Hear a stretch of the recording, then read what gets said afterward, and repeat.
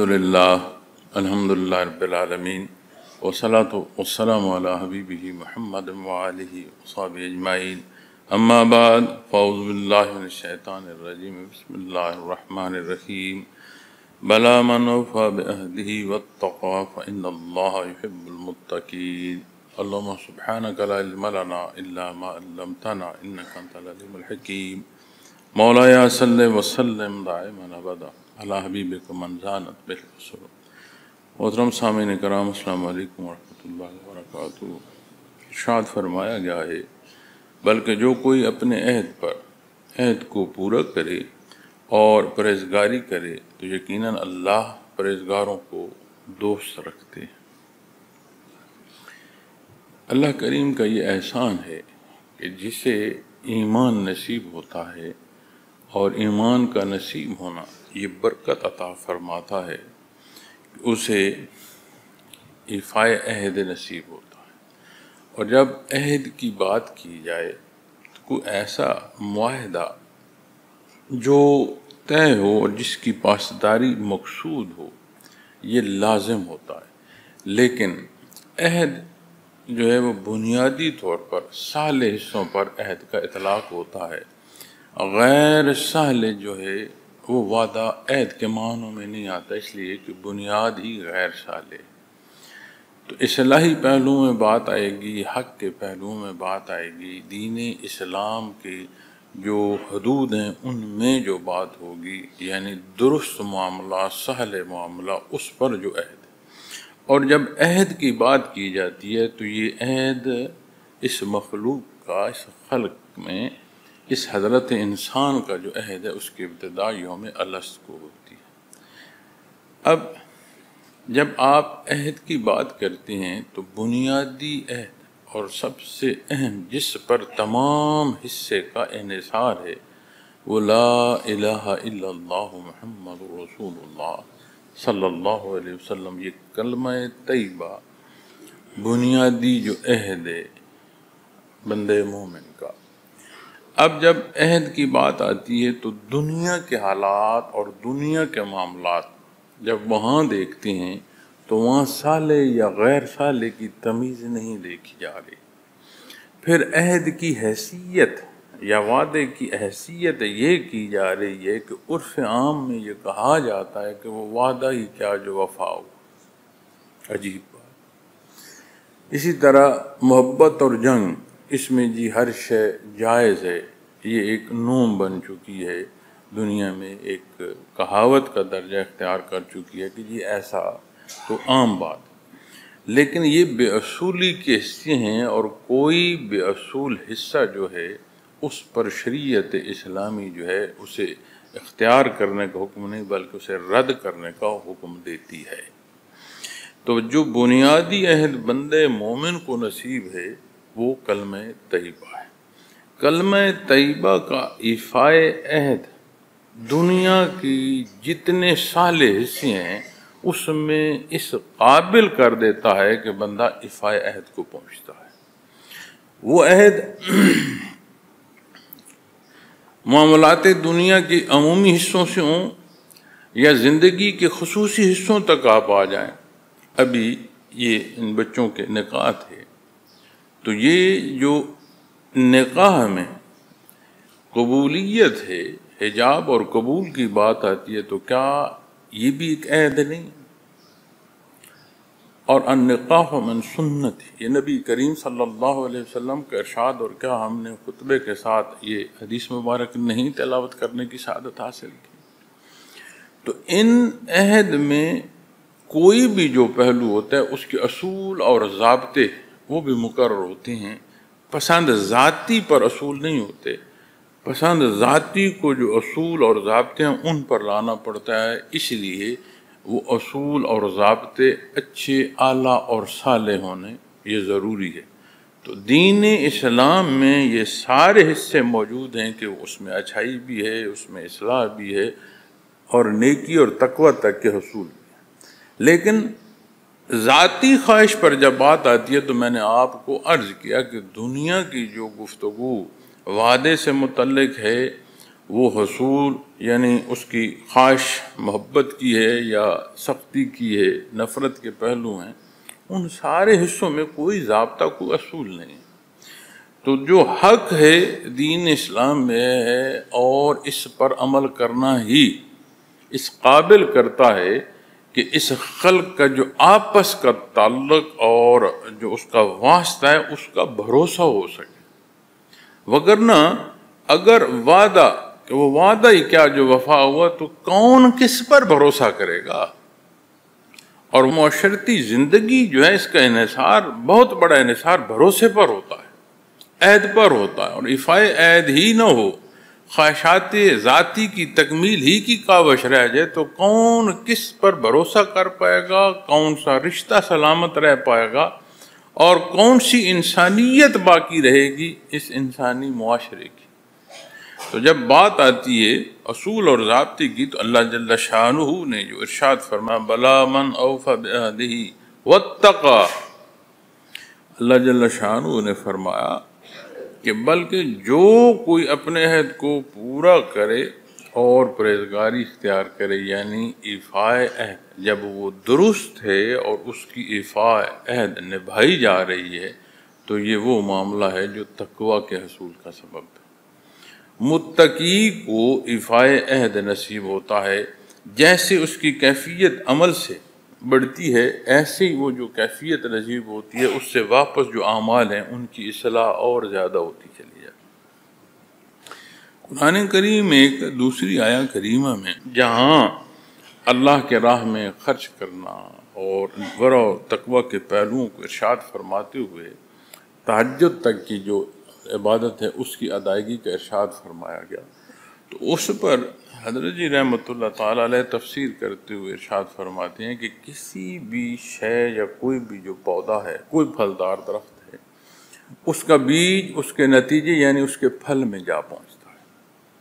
تو جب قانتین یا منفقین یہ کیفیات کسی کو صاحب ایمان کو نصیب اور اس کی ترقی نصیب ہو رہی ہوتی ہے تو وہ جا کر تہجد تک کی عبادات یعنی فرائض ادا کرتے ہوئے نافلہ حصوں تک پہنچتا ہے، اور یہ اللہ کا اس پر بڑا احسان۔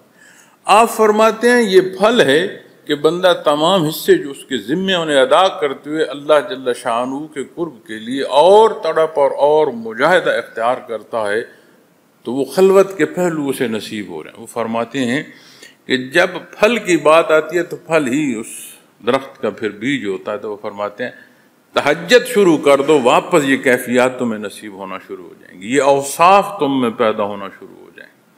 تو یہاں بھی جب بات آتی ہے متقی کی تو جہاں عمل ہے وہ تقوی تک پہنچا رہا ہے، اور یہ تقوی کی کیفیت واپس اس عمل کو اور مضبوطی عطا فرماتی ہے۔ فَإِنَّ اللَّهَ يُحِبُّ الْمُتَّقِينَ، اور فرمایا تو یقیناً اللہ پرہیزگاروں کو دوست رکھتے ہیں۔ کتنا بڑا اللہ کا احسان ہے کہ ایسا عمل نصیب ہو جس میں اللہ جل شانہ کا یہ تعلق کہ بندگی نصیب ہو۔ یہ جو معنی ہے نا پرہیزگاروں کو دوست رکھتے ہیں، دوست ہو گیا۔ اسی طرح جب آپ مخلوق میں موازنہ کریں گے تو بات دوستی کی اور معنوں میں آئے گی۔ دوستی کیا ہے؟ دوستی ایک معاونت کی خوبصورت اور حسین ترین صورت ہے۔ اس میں بھلے آپ کی معاونت کسی کو دل کی تسکین کا سبب بنے، بھلے ضروریات زندگی میں کہیں آپ کی ضرورت جو ہے اس کی تکمیل کا ذریعہ بنے۔ تو دوستی ایک ایسا تعلق ہے کہ جس میں راحت ہے۔ اب مخلوق سے جو تعلق ہے یہ فریقین محتاج ہے۔ یہی حصہ جب اسے اللہ جل شانہ کی نسبت ہوگی کہ تقوی متقین ان سے اللہ جو محبت فرماتے ہیں وہ کیا معاملہ ہوگا، وہ کیا تعلق ہوگا۔ جیسے قرآن کریم نے ارشاد فرمایا کہ ہر صاحب ایمان کا اللہ دوست ہے، تو وہ دوستی وہ تعلق یہاں جو ارشاد فرمائے گا پرہیزگاری کے ساتھ جو اللہ کی دوستی ہے وہ کیا ہوگی؟ وہ مالک اور خالق ہے اور بے نیاز۔ وہ عطا فرماتا ہے تو معنی بعید پھر یہاں آئے گا، جیسے ید اللہ فوق ایدیہم، اللہ کا ہاتھ ان کے ہاتھ پر۔ ہاتھ کیا ہے؟ ہاتھ مدد دیتا ہے، مدد کرتا ہے۔ ہاتھ سے جہاں کمی بیشی واقع ہو رہی ہو وہاں مدد حاصل ہوتی ہے۔ تو جب اس مدد کی بات آئے گی تو مخلوق تو باہم امداد کرتی ہے، خالق بے نیاز ہے، تو معنی بعید میں یعنی اسے اللہ کی مدد نصیب ہوگی۔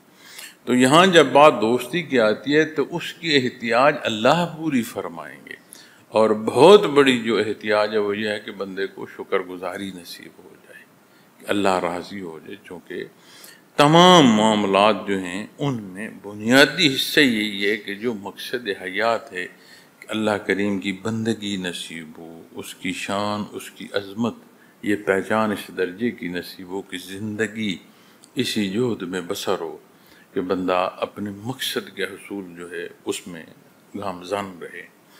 تو جب بات آتی ہے کہ عہد کو پورا کرنے کی، تو عمومی زندگی میں انسانی معاشرہ اس کا اس عہد پر بڑا انحصار ہے۔ آپ جنس کے تبادلے کی بات کریں، یعنی یہ جو ہم اپنی خوراک، کھانا پینا، اس میں آج تو روپیہ پیسہ دیا جاتا ہے، لیکن کچھ عرصہ پہلے جنس کا تبادلہ ہوتا تھا۔ شاید گندم دے کر کوئی کپڑے خرید رہا ہو، شاید گندم دے کر کوئی جوتے خرید رہا ہو، تو جو جنس تھی وہ تبادلے اور قیمت کے افزانے میں استعمال ہوتی تھی۔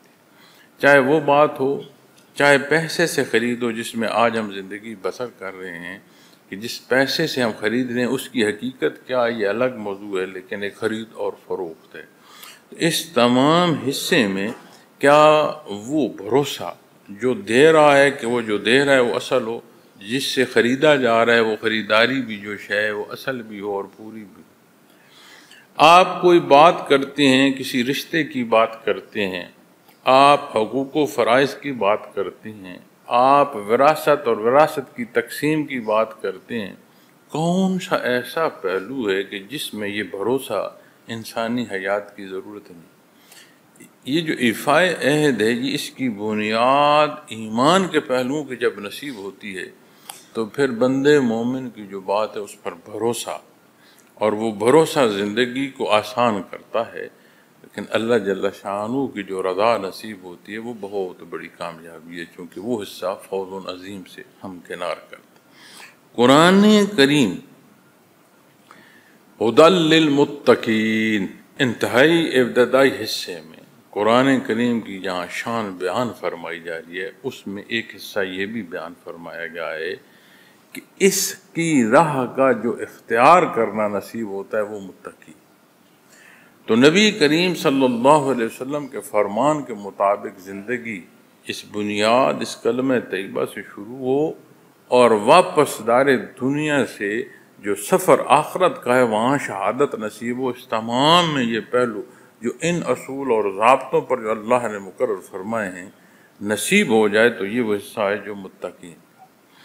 یقیناً ہم کمزور لوگ ہیں، بتقاضائے بشریت، یہ لفظ کہتے ہوئے بہت سارے وہ حصے جو بڑی حد تک دانستہ سے حد سے بھی آگے بڑھ رہے ہوتے ہیں ہم انہیں بھی داخل کر رہے ہوتے ہیں، لیکن اللہ کریم کو معاف فرمانا محبوب ہے۔ تحب العفو، اسے محبوب ہے معاف فرمانا، اس نے پسند فرمایا۔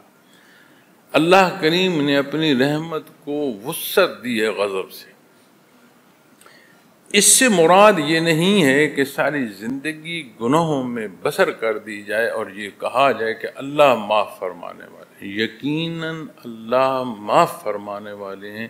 اپنے رویے پر غور کرو، تم جس راہ کے مسافر ہو کیا وہ معافی کے طالب کا راستہ ہے؟ تو جب طلب ہو معافی کی تو پھر اس راہ کا انتخاب تو ضروری ہے نا کہ جس کے مسافر ہو چکے۔ تو جب بات آتی ہے کہ اللہ معاف فرمانے والے، یقیناً اللہ معاف فرمانے، زمین و آسمان کی وسعتیں گناہوں سے بھر جائیں تب بھی اللہ کی جو رحمت ہے وہ وسیع تر ہے، اور اس کا کوئی حصہ تعین کا ممکن ہی نہیں ہے، وہ اللہ محدود۔ تو مخلوق محدود ان کے اعمال محدود، جس پہلو سے بھی ہوں، تو اللہ کریم کی جو ذات اور اس کی صفات ہیں وہ لامحدود۔ لیکن جب روش پر بات آئے گی، اور وہ روش جس کا انحصار نیت پر ہوگا، وہ بات ڈبو دے گی اور وہ بات خطرناک ہوگی۔ تو غلطی اور گناہ، اسے غلطی اور گناہ جاننا، اس کی شرمندگی، معافی کے معاملات کی طرف تڑپ کر رہنا اور بات، لیکن گناہ کرتے جانا، غلطی کرتے جانا اور یہ کہنا اللہ معاف فرمانے والے ہیں، تو وہ ستار اور عیوب بھی ہے۔ وہاں پھر قرآن کریم نے غضب الہی کو بھی ارشاد فرمایا ہے، تو وہ پھر کیا ہے؟ غضب الہی کو آواز دے رہا ہے، اور جو آواز دے رہا ہے اپنی حیثیت سے واقف نہیں۔ تو جب اپنی حیثیت کا اندازہ کرو تو قرآن کریم نے تمہارے تخلیقی مراحل بیان فرما دی ہیں کہ یہ تمہاری تخلیق ہے۔ تو اپنی تخلیق پر غور کرو اور پھر اپنی حیثیت کو جانو، اور پھر اپنے دعوے جو کر رہے ہو ان کو دیکھو۔ اللہ غفور الرحیم ہے، وہ فرماتا اپنے عہد کو پورا کرنے والا جو ہے اسے پرہیزگاری نصیب ہو۔ اور پرہیزگار کون ہے؟ تو فرمایا ان اللہ یحب المتقین، اللہ اسے محبوب کرتے ہیں، اللہ اس سے محبت کرتے ہیں، اللہ اس کو دوست رکھتے ہیں۔ تو یہاں سے یہ جو لفظ دوستی ہے، اس پر بھی قرآن کریم سے روشنی ہمیں نصیب ہو رہی ہے کہ یہ جو آج سوچا جاتا ہے کہ حصول خواہشات کے لیے تعلق بناؤ، تو تعلق کیسا ہونا چاہیے جسے اللہ پسند فرما رہا۔ دوسرا پہلو، تقوی کے معنوں میں لفظ ڈر استعمال ہوتا ہے، خوف، ڈر، لیکن خوف اور ڈر اس کے کتنے ہی پہلو ہیں۔ دشمن سے ڈر ہے، جان کا ڈر ہے، دولت اس کے لوٹ جانے کا ڈر ہے، کتنے قسم کے ڈر۔ کسی کی جدائی ہے، اس کو بھی ہم کہیں گے کہ اس کا ڈر ہے۔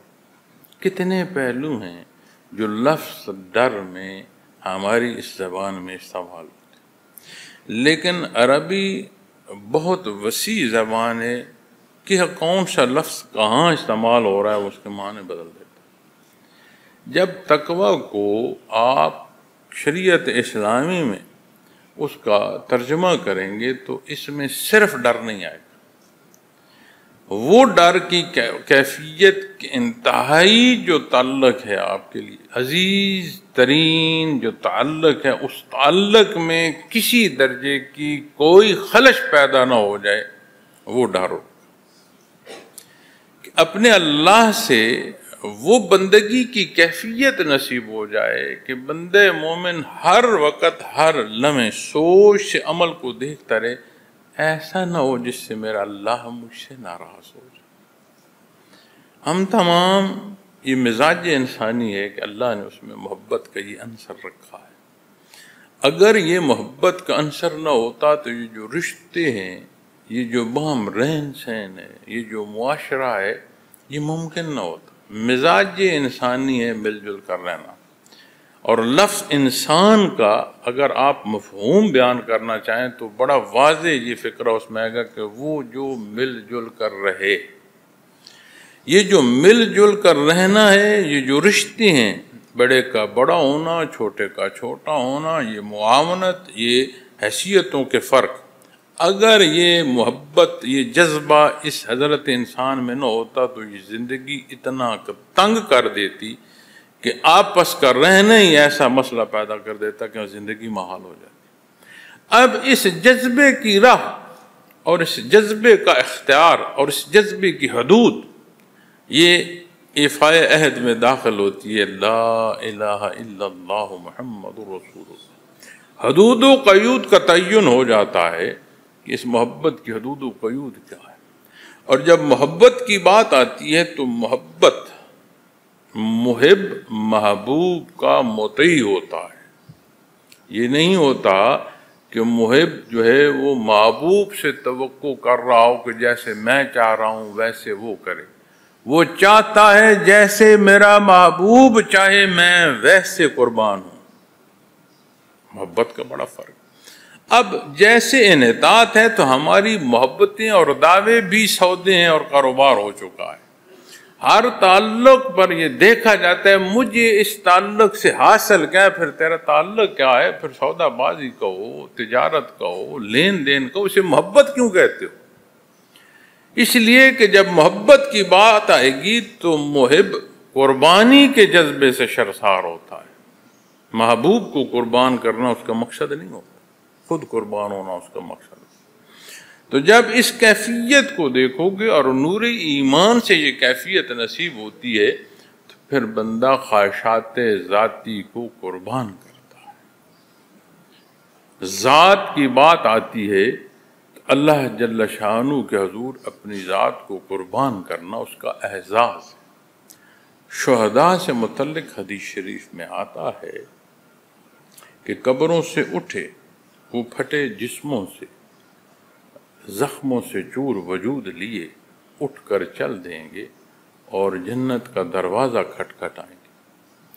فرشتہ ان سے سوال کرے گا کہ میاں ابھی تو اجازت نہیں ہے، حساب کتاب ہوگا، حساب کتاب کے بعد جب حکم ہوگا تو پھر باری آئے گی کہ کس کے لیے یہ جنت کے دروازے کھلتے ہیں۔ تو مفہوم عالی یہ ہے کہ وہ اپنے اللہ سے عرض کریں گے بار اللہ تو نے ہمیں دنیا دی، زندگی دی، مال دولت دیا، جان دی، یا رب العالمین تیرے حکم پر، تیری پسند پر ہم نے ہر شے قربان کر دی، یہ جو وجود تو نے عطا فرمایا تھا اس کو بھی ہم نے تہ تیغ کرا دیا، اس کی بھی زخموں سے چور کر دیا۔ فرشتہ تیرا حساب مانگتا ہے، بہرحال یہ کون سی شے جو بچی ہے جس کا یہ حساب چاہتا؟ تو حکم ہوتا ہے کہ ان کے لیے دروازے کھول دو، جو جہاں سے گزرنا چاہے گزر جائے۔ حالانکہ وجود اللہ نے دیا، اور جن ہستیوں سے متعلق اللہ کے حبیب ارشاد فرما رہے ہیں وہ عمومی ہستیاں نہیں ہیں، ہر ایک نے گزرنا ہے پل صراط سے۔ ایسی ہستیوں کا گزرنا بھی حدیث شریف میں فرمایا گیا، یہاں دوزخ اللہ سے یہ دعا کرے گی بار اللہ اپنے ان بندوں کو جلدی گزار، یہ آگ ٹھنڈی ہو جائے گی، اتنا ان پر اللہ کا احسان ہوگا، اتنا نور۔ قرآن کریم فرماتا ہے نا ان کے سامنے ایسی دیہات پر نور ہوگا، اللہ سے دعا کریں گے یا اللہ ہمارے نور کو اور بڑھا۔ یہ وہ ہستیاں جن پر اللہ کا خصوصی انعام ہے، اور حساب کتاب کی بات آتی ہے تو انبیاء تو ہیں معصوم، تو غیر انبیاء میں عظیم ترین ہستیاں صحابہ کرام رضوان اللہ علیہم اجمعین سے، چونکہ وہ مومنین، وہ خدمت گزار جو انبیاء اور رسول کو اللہ نے عطا فرمائے، جیسے امام الانبیاء صلی اللہ علیہ وسلم کی شان ہے ایسے آپ کے غلاموں کی بھی شان ہے۔ تو جب بات آتی ہے ایسی ہستیوں کی تو یہ نشان منزل ہے، اسے ذات کی منسوب کرنے سے نشان منزل دیکھتے ہوئے اپنے اس راہ کا مسافر ہونا، یہ حصے درکار ہوتے ہیں۔ تو جب بات تقویٰ کی آئے گی تو اللہ کریم جنہیں دوست رکھتے ہیں ان کی پرہیزگاری کیا ہوگی کہ ان کے وجود، ان کے نہاں خانہ تک ایک ایک حصہ، ایک ایک جو بات ہے انہیں وہ پسند ہوگی جو اللہ کا حکم ہے۔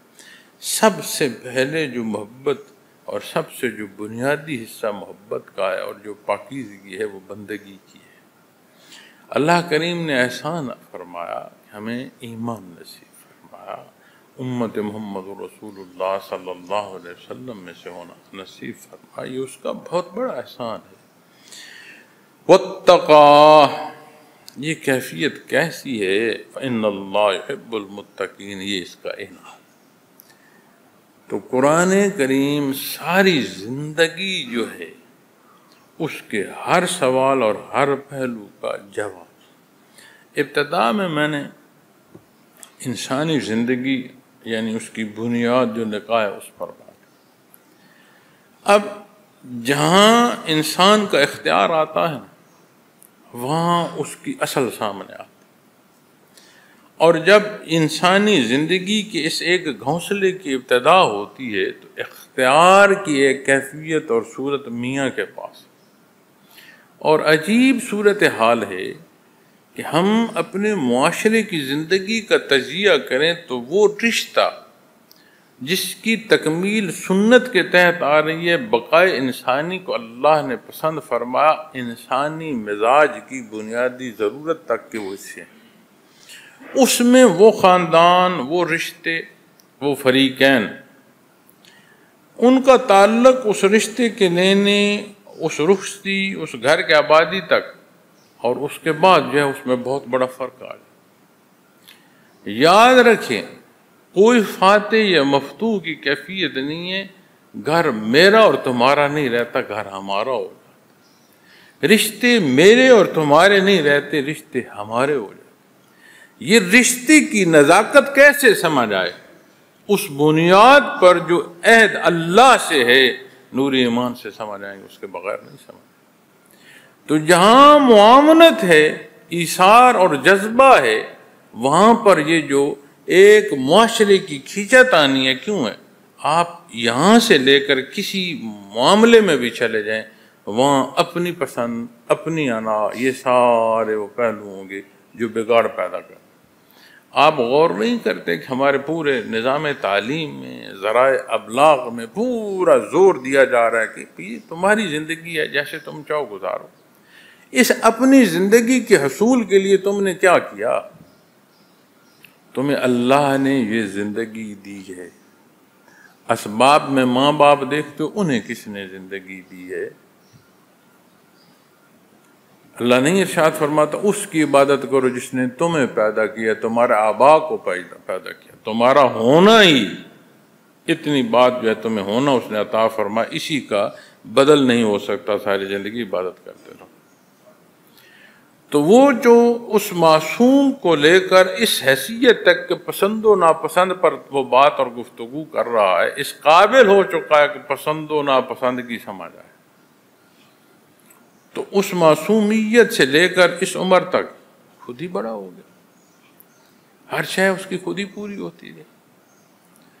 وہ جو خود بھوکے رہے اور اسے کھلاتے رہے، وہ ماں جو سخت سردی میں گیلا بستر تو اپنی طرف کر کے خشک بستر بچے کو دیتی رہے، اسے کیا یہ جواب ہے کہ میری زندگی؟ لیکن ہر شے کو اللہ نے مقرر فرمایا، والدین کے بے شمار حقوق بیان فرمائے، ان کے سامنے انداز گفتگو سے لے کر جو وجود کا انداز ہے اس تک کو قرآن کریم نے بیان فرمایا کہ ان کے سامنے سر جھکائے کھڑے رہو۔ لیکن یہ ارشاد فرمایا کہ بنیاد سے وہ ہل جائیں تو ماننا درست نہیں ہے، یعنی شرک کی طرف اگر وہ کہیں تو یہ ماننا درست نہیں۔ تو انسانی زندگی کا معزز سامعین کرام کوئی ایسا پہلو نہیں ہے جس کا قرآن کریم نے جواب نہ دیا۔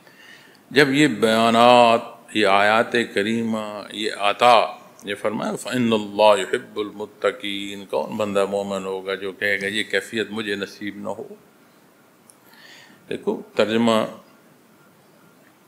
یقیناً اللہ پرہیزگاروں کو دوست رکھتے ہیں۔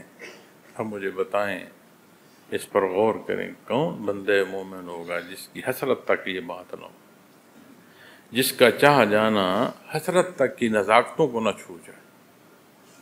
تو کیا یہ پھر بھول جائیں گے ہدی للمتقین کہ پورا قرآن کریم ہی وہ راہ ہے جس سے یہ ہدایت نصیب ہوگی کہ اسے تقویٰ ہو، اسے متقی کی کیفیت نصیب ہو۔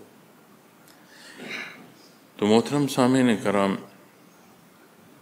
جیسے ایک پھلدار درخت کا پھل اس کا نتیجہ ہوتا ہے، ویسے ہی وہ بیج کی بھی صورت ہوتی ہے۔ تو جہاں حکم بنیاد کا ہے، اپنے عقائد کی مضبوطی، اس کے متزلزل ہونا، یہ بہت بڑا سوال بن جائے گا۔ وہ مضبوط ہوں، عبادات نصیب ہو۔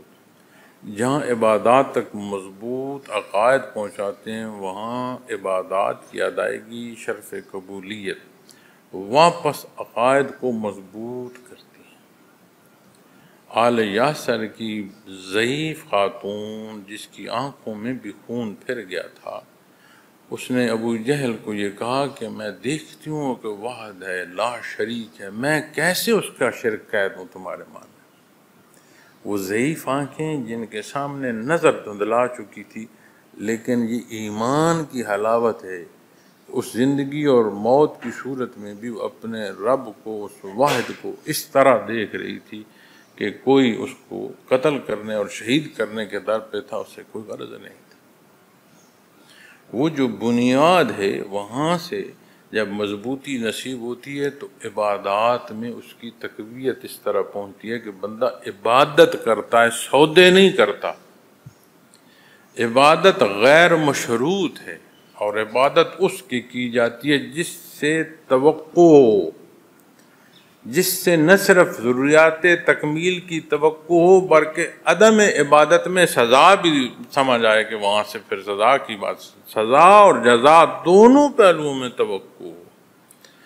تو جب عبادات نصیب ہوتی ہیں، جس کی نماز کو شرف قبولیت نصیب ہے، اس سے اندازہ کر لو کہ اپنی آنکھوں کی حیا، اپنے کلام کی حیا، اپنے کردار کی حیا کہاں تک حاصل، اس سے سمجھ لو کہ میں نے جو نماز پڑھی وہ کیسے پڑھی۔ یعنی ایمان عبادات، عبادات سے پھر معاملات۔